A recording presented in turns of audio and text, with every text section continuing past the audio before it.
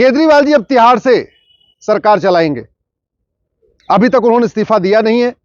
आज भी कोर्ट की सुनवाई हुई और कोर्ट ने उनको 14 दिन के लिए तिहाड़ भेज दिया है। अब देखना यह है कि केजरीवाल जी मुख्यमंत्री बने रहते हैं, तिहाड़ से ही सरकार चलाते रहते हैं, या अपनी पत्नी सुनीता केजरीवाल जी को दिल्ली का मुख्यमंत्री बना देते हैं। ऐसे भारत में कई बार मुख्यमंत्री जेल गए, लेकिन उन्होंने जैसे ही जेल जाने की नौबत आई, उन्होंने इस्तीफा दे दिया।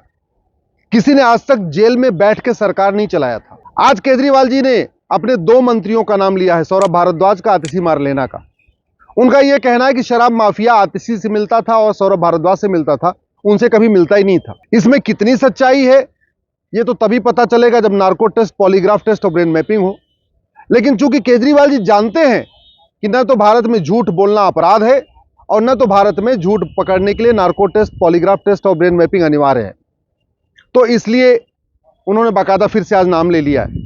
और वैसे भी अगर वो शराब माफिया विजय नायर आतिशी मारलेना और सौरभ भारद्वाज से मिलता भी था, तो सौरभ भारद्वाज आतिशी तो केजरीवाल जी से ही मिलते हैं। लेकिन इसमें पूरी सच्चाई तभी सामने आ पाएगी जब केजरीवाल जी, आतिशी मारलेना और सौरभ भारद्वाज तीनों लोगों का नार्को टेस्ट हो, पॉलीग्राफ हो, ब्रेन मैपिंग हो। सबसे इंपॉर्टेंट यह है कि एक व्यक्ति जो जेल में है, 1 हफ्ते से ज्यादा जेल में हो चुका है, 14 दिन के लिए दोबारा जेल में भेज दिया गया है, वो मुख्यमंत्री बना हुआ है। कोई चपरासी भी अगर 2 दिन के लिए जेल भेज दिया जाता है तो उसको सस्पेंड कर दिया जाता है। चाहे थानेदार हो, चाहे क्लर्क हो, चाहे कलेक्टर हो, चाहे कप्तान हो, चाहे कमिश्नर हो, कोई भी पब्लिक सर्वेंट हो, इवन 4th क्लास का गवर्नमेंट एम्प्लॉई हो, अगर 2 दिन के लिए जेल भेज दिया जाता है ना, 48 आवर्स के लिए, उसको तत्काल सस्पेंड कर दिया जाता है।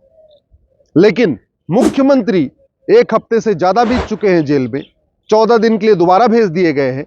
आगे जमानत मिलेगी कि नहीं मिलेगी अभी तक कुछ क्लियर नहीं है।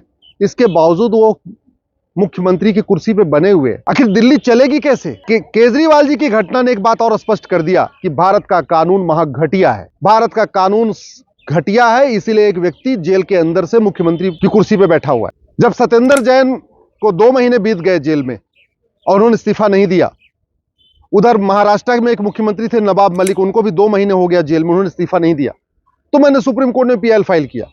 हमने सुप्रीम कोर्ट से यही मांग किया कि जब पब्लिक सर्वेंट के लिए 2 दिन का नियम है कि 2 दिन जेल में जाएंगे तो उनको सस्पेंड कर दिया जाएगा, तो मंत्री भी तो पब्लिक सर्वेंट हैं। मंत्री तो सुपीरियर पब्लिक सर्वेंट होते हैं, मंत्री तो लॉ मेकर होते हैं। सांसदों, विधायकों के लिए वो नियम क्यों नहीं होना चाहिए? लेकिन सुप्रीम कोर्ट ने यह कह के अपना पल्ला झाड़ लिया कि चूंकि ऐसा कोई कानून नहीं है कि मुख्यमंत्री को सस्पेंड कर दिया जाए, मुख्यमंत्री पद छोड़े, इसलिए हम इसमें कोई काम नहीं करें। मैंने सुप्रीम कोर्ट से भी रिक्वेस्ट किया कि जहां कानून नहीं होता है वहां सुप्रीम कोर्ट के पास गाइडलाइन बनाने का अधिकार है। संविधान आर्टिकल 42 सुप्रीम कोर्ट का अधिकार देता है कि अगर किसी विषय पे कानून नहीं है तो वो कानून बना दे, और जब तक पार्लियामेंट का कानून नहीं आएगा तब तक सुप्रीम कोर्ट का ऑर्डर ही अपने आप में कानून की तरीके काम करेगा।